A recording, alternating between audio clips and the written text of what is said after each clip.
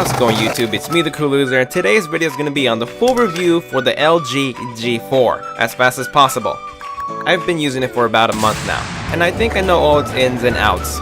And I'll start off by telling you the display size, which is the 5.5-inch Quantum 2K display. With Corning Gorilla Glass 3, the camera is a 16 megapixel with laser focus, and records 4K like this. And takes pictures at night like this. The phone with no side buttons, all the buttons are conveniently on the back of the device.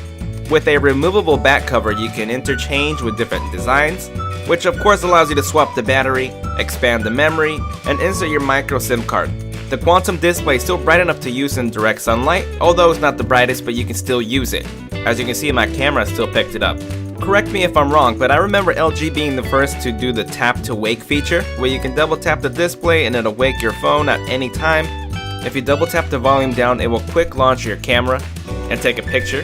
If you double tap the volume up, you get your quick memo to leave yourself notes, pictures, which comes out really handy. LG's home launcher on the left has a smart bulletin that lets you see the health, the calendar, music, smart settings, quick remote, smart tips, and a few more things there that you can quickly get to. And in case you don't notice, it has a slight little curve to the display. Pay attention to the left and the right. If you look at the white glow lines that meets in the middle, that gives the G4 a ergonomic curve. Okay, now let's dive in a little bit deeper into the G4, and I currently only have a nano SIM card, which is actually smaller than the micro. So I attempted to connect it to my SIM port, but like I said, I couldn't get it to match. But I used it with my SIM for about a week before I had to put the nano SIM back into my other phone. And it actually powers on pretty quickly. And if you hold the power button to turn off, these are the options you get. But now let's get the user experience. When it's face down, press the middle power once and your display turns on. And then you can swipe to unlock. But of course, instead of pressing the button, you can double tap the screen to wake up your device. And now we're into the home launcher, which is still familiar to customize and use by holding down on home screens, apps that you can drag and drop, add widgets, also change your wallpapers this way. And as always, there's hundreds of home replacement launchers, just in case you don't want to use LG stock home launcher. LG stock launcher has really cool animations that you can transition with. And right now you have 7 different type of effects. For when you swipe your screen, you will see the icons move around with certain different animations if you would like, just in case you want to spice it up a little bit more. LG gives you its Smart Notice widget. When you tap the little right arrow, it gives you little notifications, such as reminders, tips, to make everything glanceable and convenient to get to. Although it's a great idea, I wish I could change the colors, but that's what you get for right now. Regardless, it has a useful weather application with detailed information that you'll probably end up liking. When you click the folders, not only are your selected apps in there, but you can change the background colors. And if you click on the plus tab, you have a quick layout convenience of all the apps that you would like to bring in. LG also made a folder called Management for your convenience to keep your phone running at top notch. Now this is what the app drawer looks like. How much bloatware is on this G4? And in my G4 unit, it came with no bloatware, and I can't speak for everybody because different carriers will add their own bloatware, and by now you'll probably have an idea if you've ever bought a carrier phone. And again, the app drawer has a really convenient way to uninstall applications that you no longer want. But now let's get a little bit more into the smart bulletin here. You can organize or remove certain cards to be up higher, and I like how you can use the cards right where they're at to control the music, use a remote, without having to search or open a full screen app. Bulletin also shows you the smart settings, and what that shows is when you leave the house, certain profiles like Bluetooth or Wi-Fi, NFC will automatically switch to that profile, and I think that covered the home launcher and features for right now. So let's get into the settings, which right now at first launch, the settings right now side scroll, but if you don't like that, you want to go to the old view, so you scroll up and down to get to the settings. More clicking is involved this way, but it comes down to what you like better. I like that it gives you both options. Let's look at the notification panel. You can have lots of side scrolling toggles that you can organize, add or remove, and you still have your volume and brightness adjuster. So basically you're not going to find anything unordinary on the notification panel comparing to today's Android devices. If you own any other LG devices, you'll be able to share, mirror, and cast audio, pictures, and videos. Now moving along into the sound and notification panel, you'll have a few options in there you can set like ringtone IDs. You also have the ability to control the vibration strength, so whenever someone calls, it'll speak out the contact name.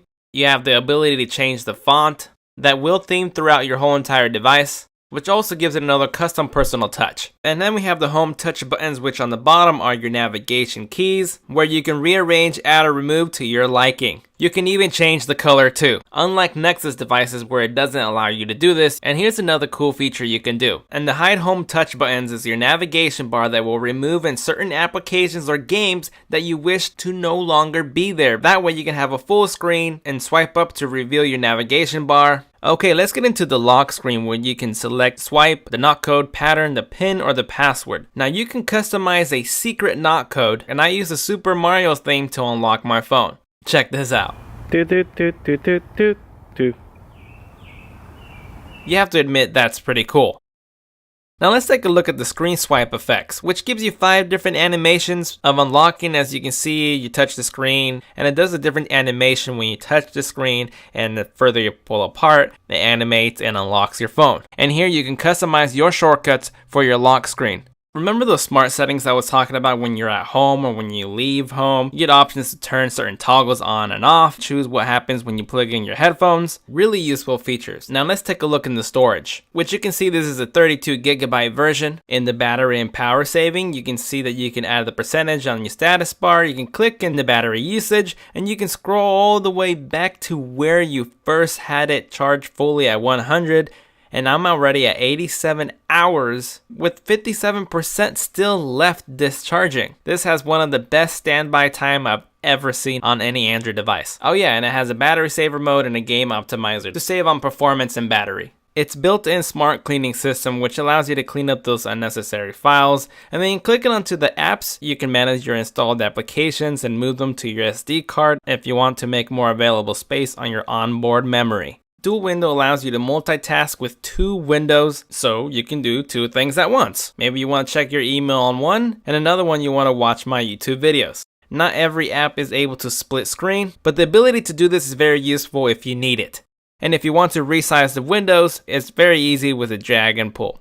Here's the cloud services you can sync to. You're going to be able to log into different user accounts for different days or different people. And then you got your shortcut keys for the volume up and down if you want to disable them, or turn off the camera option where it takes a picture as soon as it launches. And everything else in the settings has already been there for years, so I really don't need to get into every nook and cranny. What is worth to mention is that it's running on 5.1 Lollipop version. And a very nice surprise that LG is keeping up so far instead of leaving us all behind. And here's another cool feature I wanted to point out is as soon as you want to copy anything, the G4 has a little clip tray. This way in the clip tray, if you copy more than one thing, it's just going to add it to the list so you'll be able to come back to it. And another useful feature while your phone screen is off, if you drag in from the top of the screen, you get a quick glance of your time or notifications if you have any. Here's a closer look at applications that it runs with. Calculator. Here's what the clock looks like. It has a McAfee mobile security if that's what you need. This is what the music library looks like. Your messaging. It has a decent looking SMS app where you can add your pictures, videos, audio. And on top of that, if you go into the settings, you got some options to change. If you go into the customizing theme area, you'll be able to change the bubbles,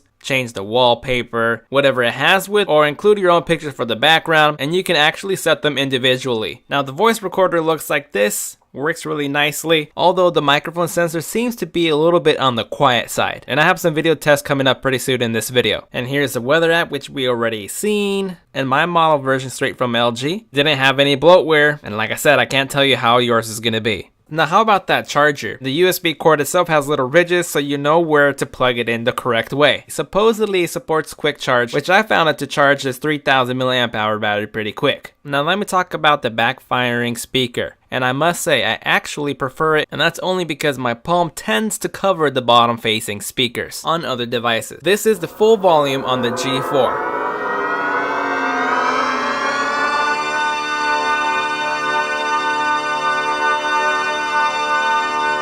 And here we have the S6.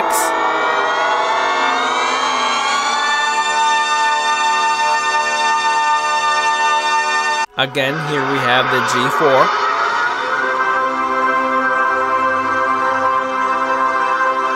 And here we have the S6.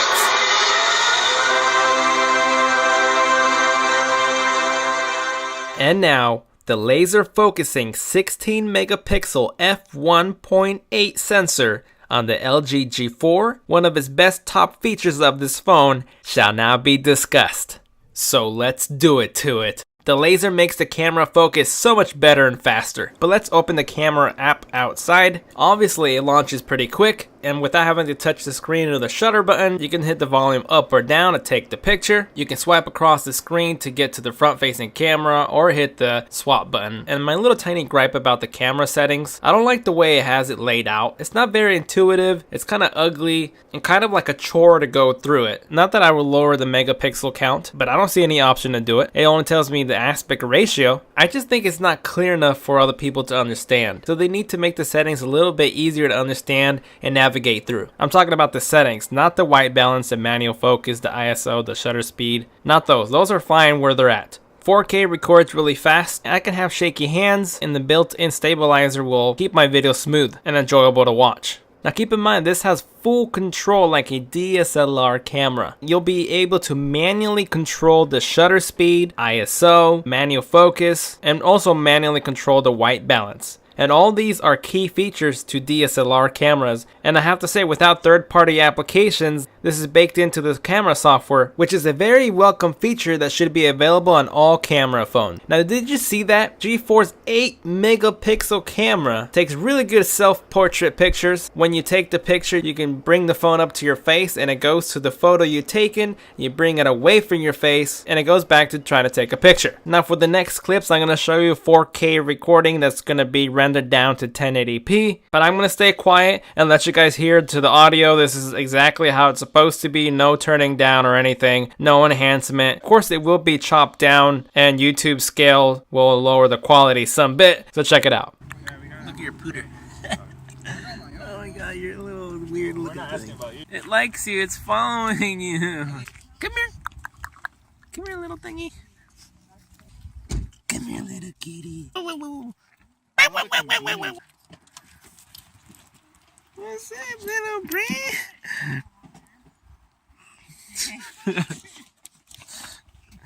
Oh, let me take this off. Here, let me get it off of you.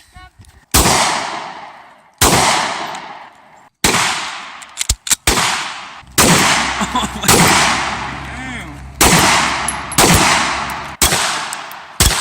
Whoa.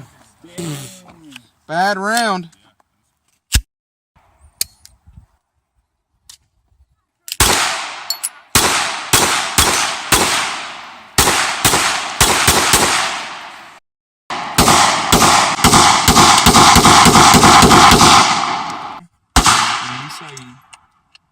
I don't know. As you can hear, the audio recording sounds a little far, sounds a little bit under the weather. Now here guys, I'm going to prepare you a loud explosion called Tannerite. So if you're wearing headphones, you probably want to turn it down. And I'm going to count down from 5, 4, 3.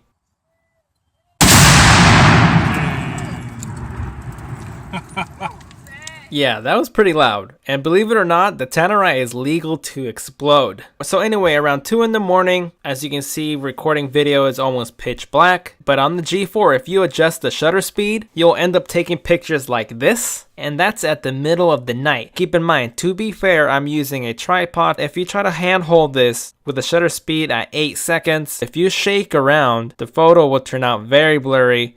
And for the last thing, I wanted to show the gallery app, which without a surprise works really fast for loading your photos. A lot of these flagship devices have a really good looking gallery app that functions well with albums, with pinching in and out to go into bigger albums. Swiping through the pictures is a breeze, especially on a nice 5.5 inch screen. You're really going to enjoy how responsive the software is. So there you guys have it. This was my semi-intensive review of the LG G4. Thank you for watching, and as always, spread the word of the cool loser. Until next time. See you guys later. But wait, there's more. What? Yep, that's right, that's right. The next video will be a giveaway. You better subscribe now, because I'm going to tell you in the next video how I'm going to give you a chance to win an extra LG G4 that I have here. Currently I have 2 G4 devices and I'm ready to give one away. This is a $600 flagship phone. It will be a worldwide giveaway. For the next video, again, subscribe and check me up on the social networks so you can be one of the first to know how to win it. Alrighty, I'm gone.